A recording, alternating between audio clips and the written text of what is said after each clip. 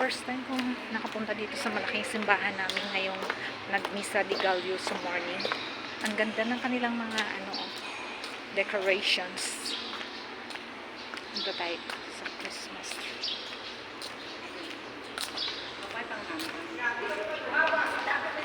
Ano naman, bibi, sorry ko. Ay, siya sa lubi, sabat. Ay, sorry, ma. Sige lang, okay lang po. So, maraming nag-taking pictures.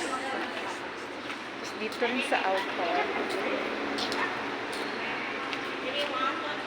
Oh, ang ganda ng Christmas lights.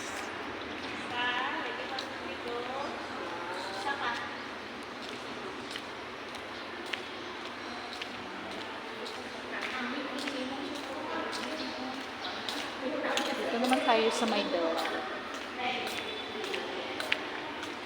Laki ng kanilang rest.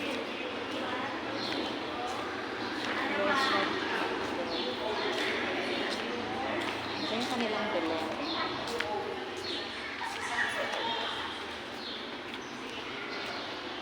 So, doon sa kapilya namin, meron din kaming Belen pero maliit.